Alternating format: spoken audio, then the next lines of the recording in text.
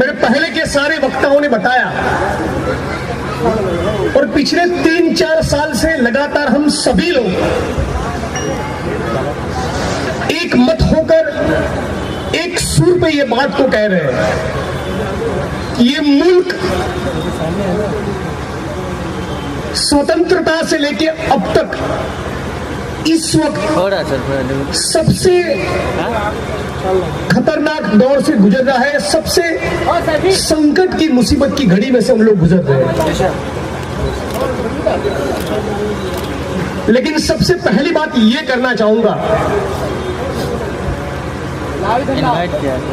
कल एक और गुजराती बिहार की धरती पर आया था। झूठ का शहींशाह बिहार की धरती पर आया था। मैं कभी कभी मेरे भाषण में कहता हूं कि गुजरात की धरती बड़ी कमाल की है। वहां पर सत्य के प्रयोग करने वाले गांधी भी दिए और झूठ के प्रयोग करने वाले मोदी भी दिए।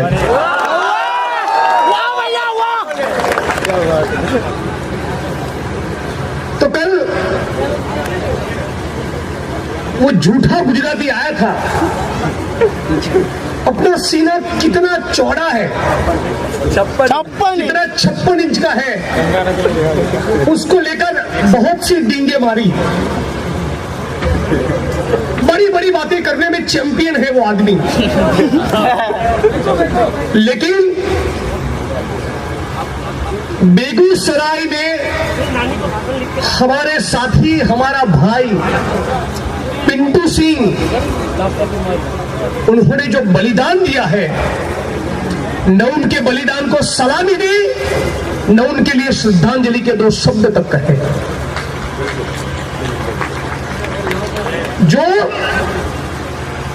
अपने आप को 56 इंच के सीने वाला राष्ट्रभक्त बताते हैं, वो 56 इंच के सीने वाला राष्ट्रभक्त हमारे बिहार के बेगूसराय के इस जवान के महान बलिदान को लेकर श्रद्धांजलि के 2 शब्द बोलने को तैयार नहीं और चुनावी भाषण करके, झूठ बोल के, जुमलेबाजी करके दिल्ली वापस चला गया। लेकिन जो लोग कन्हैया कुमार को राष्ट्रद्रोही बताते हैं, उस कन्हैया कुमार ने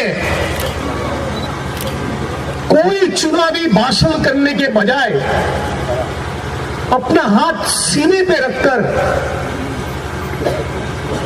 इस देश के लिए बलिदान देने वाले पिंटू कुमार को श्रद्धा सुमन समर्पित किए।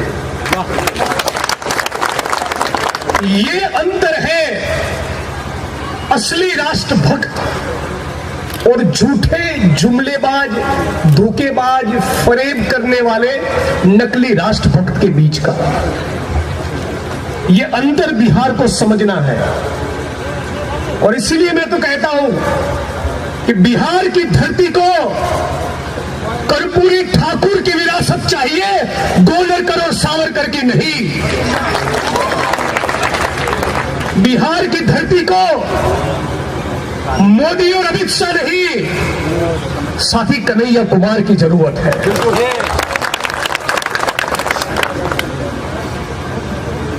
आज साथियों, पुलवामा की जो घटना हुई, पूरा देश उससे आहत है।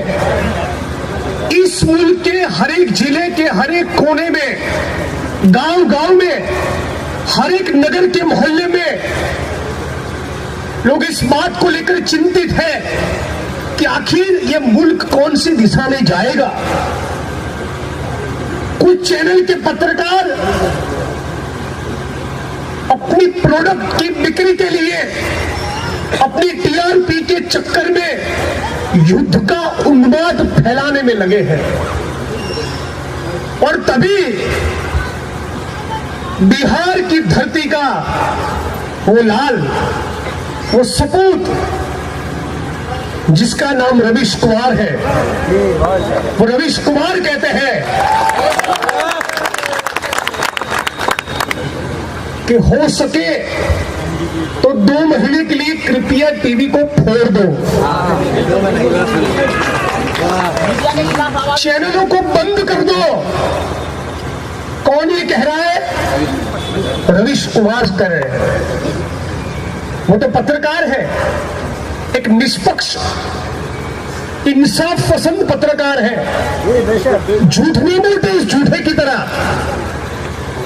उन्होंने कहा जो लोग उन्हीं की तरह पत्रकार हैं, अखबार में है, चैनलों में है, उनको कहा कि अपनी वाणी में संयम रखो, अभी मुल्क की हालत ठीक नहीं। और उसी सुर में मैं कहना चाहता हूं कि सीना फुलाकर समाज जो हिंदू मुसलमान में विभाजित है उसको और विभाजित करने वाली भाषा का प्रयोग करना तो बड़ा आसान है, लेकिन इंसानियत का संदेश देना इस वक्त की नजाकत है। और इसीलिए मैं किशनगंज की धरती पर से कहना चाहता हूं कि साथी पिंटू सिंह और 40 से ज्यादा जो भी जवान हमारे मारे गए, उनके बलिदान को मैं सलाम करता हूं, उनको दिल से श्रद्धांजलि अर्पित करता हूं। और यह भी कहना चाहता हूं इस मुल्क की 130 करोड़ जनता को कि मेरी तरह जो लोग विधायक बने हैं, जो लोग सांसद बने हैं, जो टीवी चैनलों के एंकर बने हैं, जो अदानी और अंबानी जैसे परिवार से आते हैं, वो 1% लोग जिनके पास इस मुल्क की 73% प्रॉपर्टी चली गई, ये नेता, सांसद, मंत्री, इन लोग के परिवार में से कोई सरहद पर जाने वाला नहीं।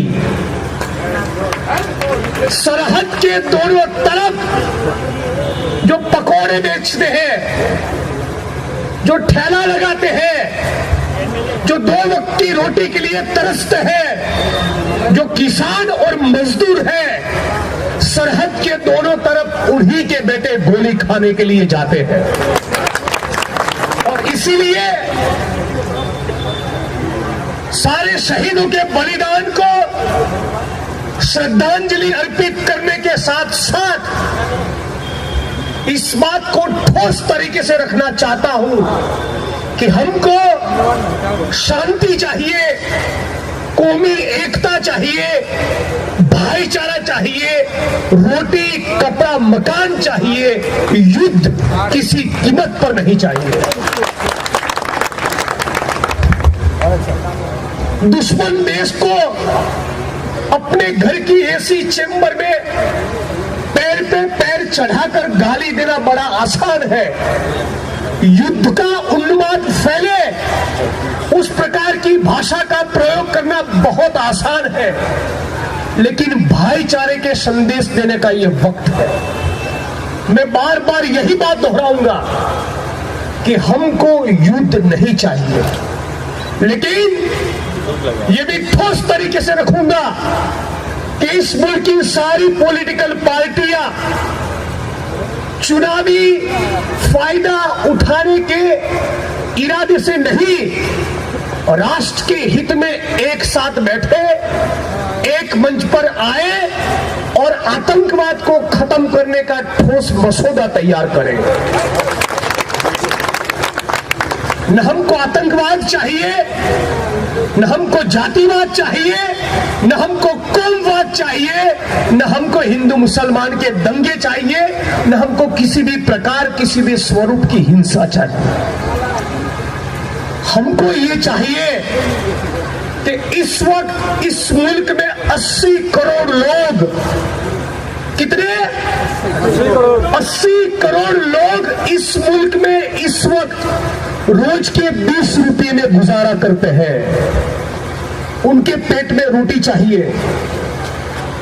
40 करोड़ लोग ऐसे हैं रहने के लिए जिनके सर के ऊपर छत नहीं है, चाहे अहमदाबाद हो या पटना हो, निर्माण मजदूर जिनके खून और पसीने से बड़ी बड़ी बिल्डिंगें बनती है, गुजरात की जिस विधानसभा में बैठता हूं वो विधानसभा का मकान बनता है या हमारी पार्लियामेंट बनती है, उन निर्माण मजदूरों के सर के ऊपर भी इस मुल्क में छत नहीं।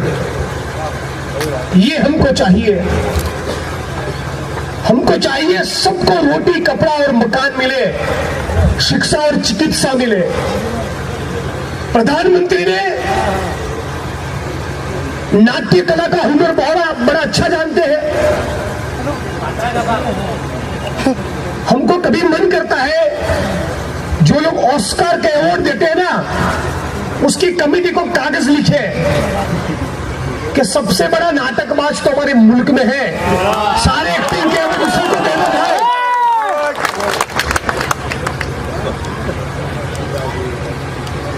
तो साथियों, जितना चुनाव नजदीक आएगा, मोदी जी की आंख के आंसू से भी बहना चालू हो गए। जितना चुनाव नजदीक आएगा, भाई को दूसरे भाई के साथ लड़ाने के व्हाट्सएप के मैसेज फैलाए जाएंगे। जितना चुनाव नजदीक आएगा, बात सिर्फ और सिर्फ भारत बनाम पाकिस्तान, मंदिर बनाम मस्जिद की होगी। और तब हमको कहना है कि हम हमारे मुल्क के संविधान में यकीन रखते हैं। संविधान ही हमारा धर्म है और हमारा संविधान कहता है कि हमको एक धर्मनिरपेक्ष समाजवादी लोकतंत्र चाहिए। आज साथियों, 20-22 लाख करोड़ हमारा बजट रहता है। 20-22 लाख करोड़, और दूसरी तरफ 80 करोड़ लोगों के लिए खाने के पास पैसा नहीं। प्रधानमंत्री कितनी भी बड़ी बड़ी बात करे, लेकिन हम सारे युवा लोग जानते हैं उनको कुछ आता नहीं।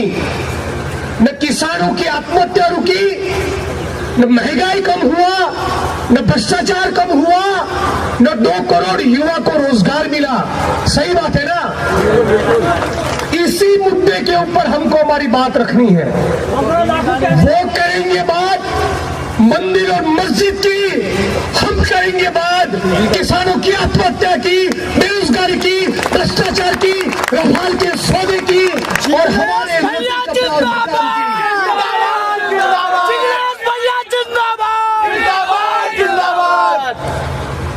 स्वतंत्र भारत के इतिहास में ये एक लौटा ऐसा प्रधानमंत्री है जीवन में कभी सुसाइड करने वाले, आत्महत्या करने वाले एक भी किसान के परिवार की मुलाकात तक नहीं ली उसने। एक लौटा प्रधानमंत्री। अरे आपको सचमुच बलिदान देने वाले, शहादत देने वाले इन जवानों के साथ कुछ भी लेना देना होता तो कल आपके मुंह से पिंटू सिंह के लिए श्रद्धांजलि के 2 शब्द तो जरूर निकलते। सचमुच आपको जवानों के लिए कुछ लेना देना होता तो आप पूरे भारत की 130 करोड़ जनता, हमारी बहनें, हमारी माताएं, हमारे युवा साथी, बुजुर्ग, किसान, मजदूर, सारे लोग कह रहे थे कि कुछ भी हो अभिनंदन वापस आ जाना चाहिए। और तब मोदी जी को चिंता थी 2019 के चुनाव के बूथ के मैनेजमेंट की। वो बूथ की तैयारी में लगे थे। जो पूरा मुल्क ये कहता था, हिंदू मुसलमान दोनों कहता था कि कुछ भी हो जाए ये अभिनंदन की रिहाई होनी चाहिए। और तब मोदी जी लगे थे, अरे अभिनंदन की रिहाई हो न हो, हम तो अपने बूथ की चिंता करेंगे। ये उनका असली चरित्र है। आप आशा वर्कर हैं, आंगनवाड़ी की बहनें हैं, आप सेना में काम करते हैं, किसान हैं, फैक्ट्री में जाते हैं, आप सबको बार बार इस गुजराती को मैं पहचानता हूं, गुजराती के नाते इसलिए कह रहा हूं, 4 साल 11 महीना विकास की बात करेगा और जब चुनाव का 1 महीना बाकी होगा तब अपनी असली औकात पे उतर आएगा। वाह भैया वाह, वाह भैया वाह। अब तो चौकीदार भी आकर ये कहते हैं कि इसकी वजह से हम लोग भी बदनाम हो गए।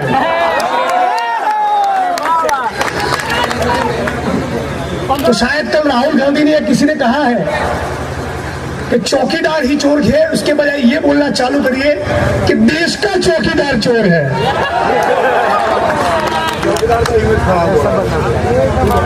तो साथियों, ज्यादा न कहते हुए आप सभी ने इतने प्यार से हमको यहां अपनी बात रखने के लिए बुलाया, इस बात के लिए आपका धन्यवाद, आपका शुक्रिया अदा। बिहार बार बार आएंगे और बिहार की बहनों को, माताओं को दिल से कहेंगे कि गोर लागी। लेकिन जाते जाते बिहार का गौरव और हमारा युवा साथी कन्हैया कुमार यदि चुनाव लड़े तो आप सभी साथियों की जिम्मेवारी है कि ये चुनाव एक ऐतिहासिक और क्रांतिकारी चुनाव होने वाला है। तन मन धन से जिग्नेश भैया जिंदाबाद, कन्हैया भैया जिंदाबाद, जिंदाबाद, जिंदाबाद। और सुनिए, 15 लाख रुपया हमारे खाता में नहीं आया।